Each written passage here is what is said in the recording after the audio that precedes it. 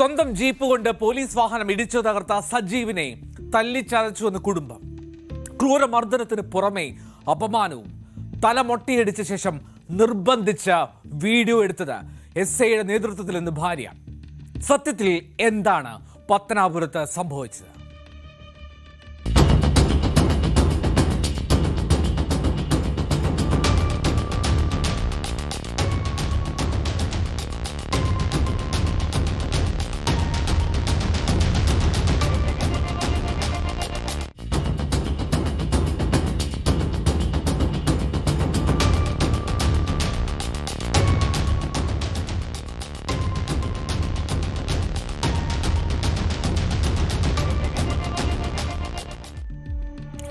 ക്ഷേത്ര ഉത്സവ ഒരുക്കത്തിനിടെയുണ്ടായ തർക്കത്തിനിടെയായിരുന്നു ആ സംഘർഷം.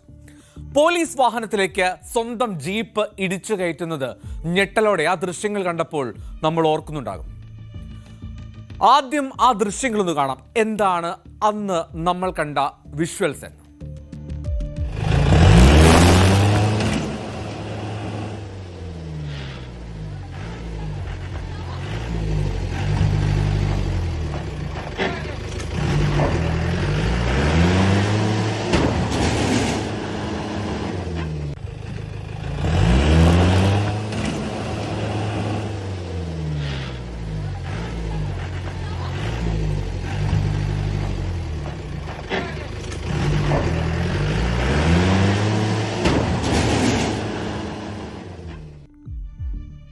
പ്രേക്ഷകർ ഇപ്പോൾ കണ്ട ഈ വീഡിയോ സോഷ്യൽ മീഡിയയിൽ വല്ലാതെ പ്രചരിച്ചിരുന്നു.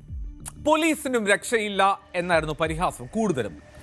പത്തനാപുരം പിടവൂർ സത്യൻമുക്ക് മാവിളയിൽ ദേവൻ അഥവാ സജീവാണ് ഈ കേസിൽ പിടിയിലാകുന്നത്. പോലീസിനുണ്ടായ നാണക്കേട് അത് വലിയതാണ് എന്ന് നേരത്തെ സൂചിപ്പിച്ചുവല്ലോ. ആ നാണക്കേട് പരിഹരിക്കും വിധത്തിലായിരുന്നു പോലീസിന്റെ ഇതിനോടുള്ള മറുപടി. അല്ലെങ്കിൽ സ്ഥാപനത്തിനല്ലേ അതിന്റെ മോശക്കേട് എന്നൊരു ടൈറ്റിൽ കൊടുത്ത് പോലീസ് ഈ സംഭവത്തിൽ ഒരു റീൽ ഇറക്കി പോലീസിന്റെ ഒഫീഷ്യൽ പേജിൽ. ചാടി പിടികൂടുന്നതും പ്രതി സജീവ് കരഞ്ഞുകൊണ്ട് മാപ്പ് പറയുന്നതുമെല്ലാം ആ റീൽ. സ്ഥാപനത്തിന് മാശാനുമല്ലേ മോശക്കേട്, അതായിരുന്നു പോലീസിന്റെ സോഷ്യൽ മീഡിയ റീലിന്റെ ഹൈലൈറ്റ്. സോഷ്യൽ മീഡിയയിൽ പോലീസ് ഇട്ട ഈ പോസ്റ്റിന് താഴെ പറയുന്നത് താടിയും മുടിയും ഒക്കെ വടിച്ച് വേഷം മാറി തമിഴ്നാട്ടിൽ കഴിയുമ്പോഴാണ് പ്രതിയെ പിടികൂടുന്നത് എന്നാണ്. പോലീസിന്റെ ഈ അവകാശവാദങ്ങൾക്കെതിരെയും ഒപ്പം പോലീസ് നടത്തിയ ക്രൂരതകൾക്കെതിരെയൊക്കെയാണ് പ്രതി സജീവന്റെ കുടുംബം ഇന്ന് രംഗത്തെത്തിയത്.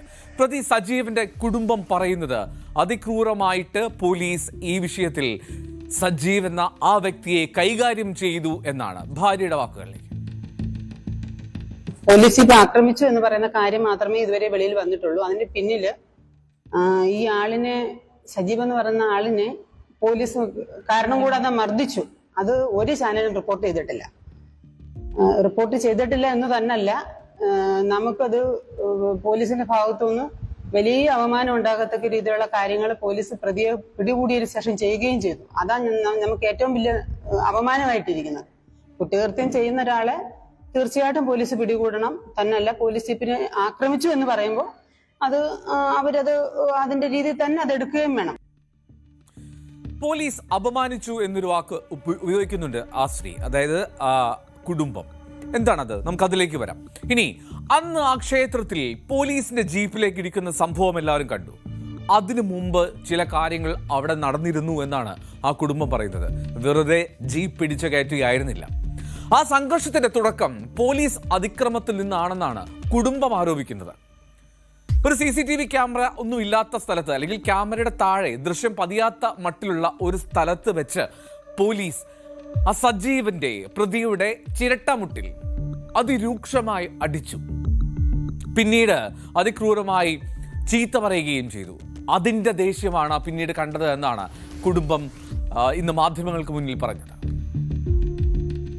ഞങ്ങളുടെ നാട്ടിൽ നടക്കുന്ന ഉത്സവം, എന്റെ ജീപ്പ് എല്ലാ വർഷങ്ങളിലും ഇവിടെ തന്നെ കൊണ്ടിടുന്നു. ഇപ്പൊ ഞാൻ എന്തിനെടുത്തോണ്ട് പോകുന്നു ചോദിച്ചപ്പോ അത് പറ്റത്തില്ല, നിന്റെ വണ്ടി ഇവിടെ ഇടാൻ പറ്റത്തില്ലെന്ന് പറഞ്ഞു മുട്ടിലടിച്ചപ്പം ഒരു പ്രകോപനം കൂടാതെ അടിച്ചതാണ്.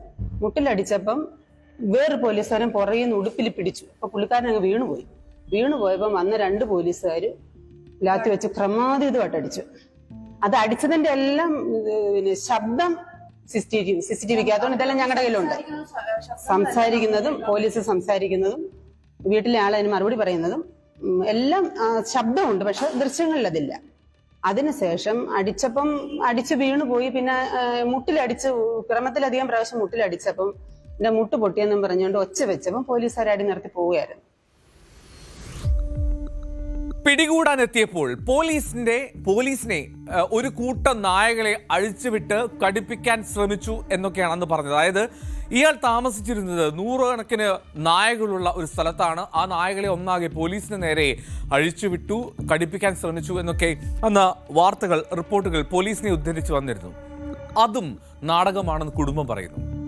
ഇതിന്റെ കാരണമായി അവർ പറയുന്നത് ഈ പ്രതി സജീവ് താമസിച്ചിരുന്ന ആ സ്ഥലത്ത് ഒരേ ഒരു നായ മാത്രമാണ് ഉള്ളത് എന്നാണ്. ബാക്കിയുള്ളതെല്ലാം 1-2 തെരുവു നായകൾ അവിടെ അലഞ്ഞു തിരിഞ്ഞ് നടക്കുന്നു എന്നല്ലാതെ വളർത്തുന്ന ഒരേ ഒരു നായ മാത്രമുള്ളൂ എന്ന് ഉറപ്പിച്ചു പറയുന്നു കുടുംബം. ഇവിടെ ആ അമ്പലത്തിന് ചുറ്റും കുറെ നായകളുണ്ട്. വെള്ളിച്ചിനാകെ ഒരു നായ ഉള്ളത് ആ വണ്ടിക്കകത്ത് പൂട്ടിയിട്ടേക്കുവായിരുന്നു. കൂടെ ഒരു ഇല്ല അവിടെ അത് ആ സ്ഥലത്ത് ഒരു നായ കിടന്നത് അങ്ങനെയല്ല. പിന്നെ അവിടെ കൃഷിസ്ഥലങ്ങളിലൊക്കെ അവര് ഒരുപാട് പുരയോടുള്ളപ്പോ 1-2 പട്ടികളെയൊക്കെ അവര് മുന്നിൽ വളർത്തും. പിന്നെ റോഡുകളിൽ പട്ടി ഉണ്ടായിരുന്നു. പിന്നെ അവിടുത്തെ ഒരു സെക്യൂരിറ്റി ഞങ്ങളോട് പറയുണ്ടായി, റോഡിലൊക്കെ നമ്മുടെ ഇവിടെ റോഡിൽ വന്ന് കിടക്കുമല്ലോ പട്ടി. അല്ലാതെ അവിടെ 30 പട്ടിയില്ല, 10 പട്ടിയില്ല.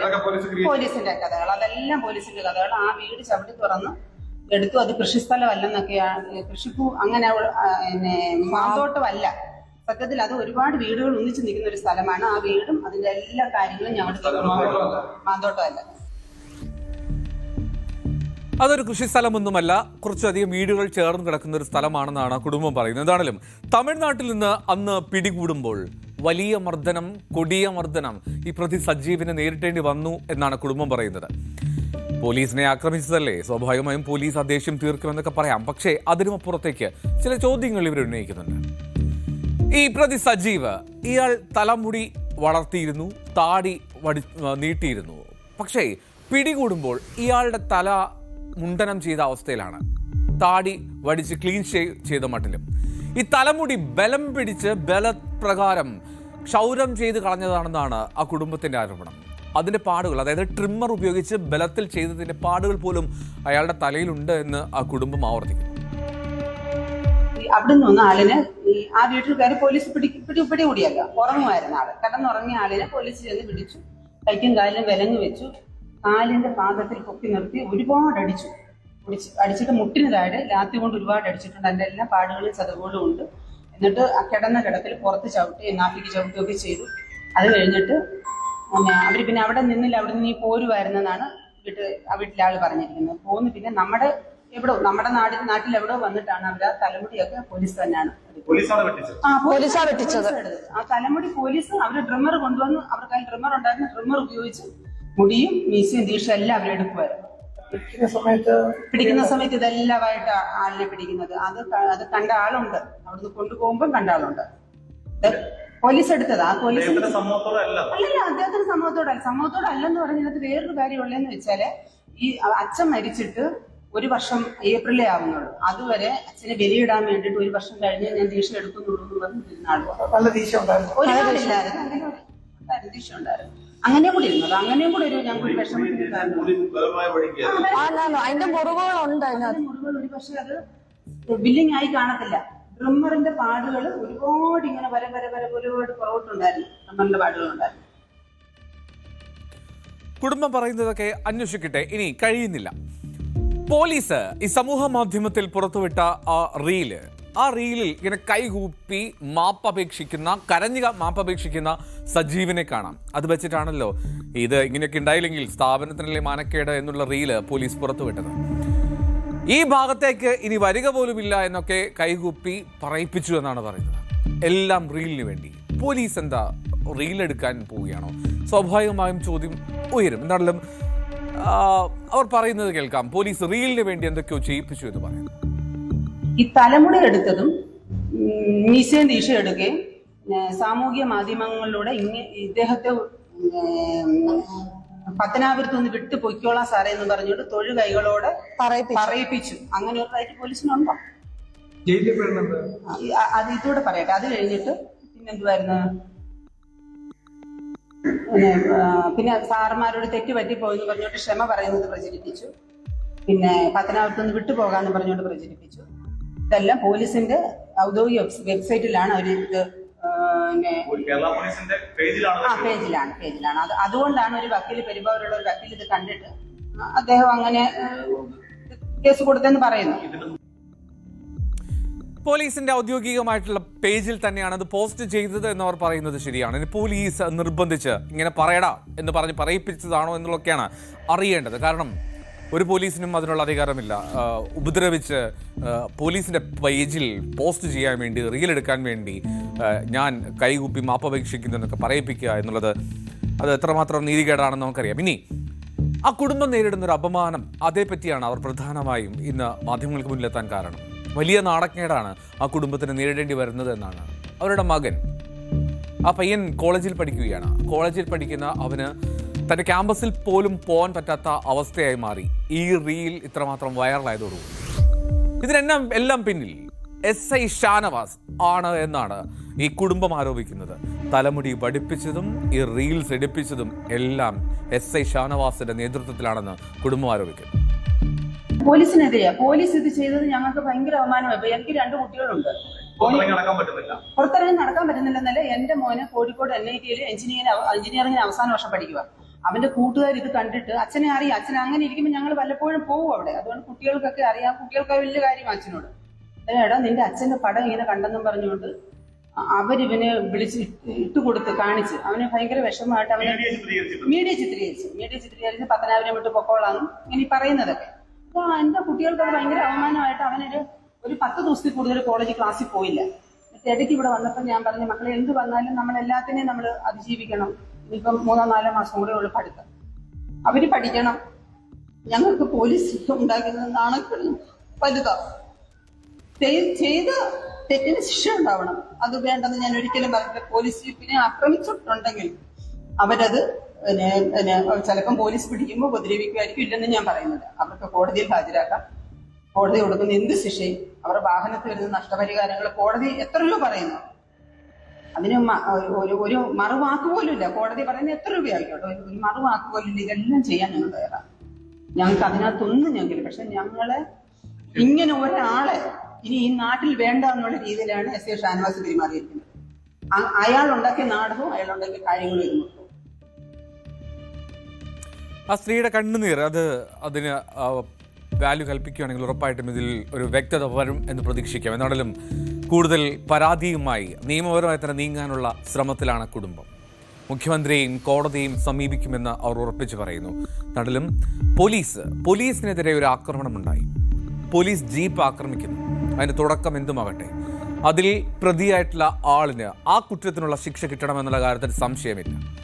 ആ പ്രതിയുടെ തന്നെ ഭാര്യ പറയുന്നത് പോലെ ആ കുറ്റത്തിന് ഏത് ശിക്ഷയും, അത് പിഴയായിക്കോട്ടെ അല്ലെങ്കിൽ മറ്റെന്തെങ്കിലും ശിക്ഷയായിക്കോട്ടെ, അത് നേരിടാനും അത് അനുഭവിക്കാനും ആ കുടുംബം തയ്യാറാണ്. പക്ഷേ അതിനും അപ്പുറത്തേക്ക് അപമാനത്തിൻ്റെ ഒരു വഴി അതുണ്ടായിട്ടുണ്ടെങ്കിൽ അത് പരിഹരിക്കപ്പെടണം. അത് ഒരു നീതിമാനായിട്ടുള്ള പോലീസുകാരനും ചെയ്യാൻ ചേർന്നതല്ല. പോലീസിൻ്റെ ഇൻസ്റ്റാ പേജിൽ വൈറലായി ഓടുന്ന ആ റീല് ആ കുടുംബത്തെ എത്രമാത്രം ബാധിച്ചുവെന്ന് ആ കണ്ണീർ തന്നെ വ്യക്തമാക്കും.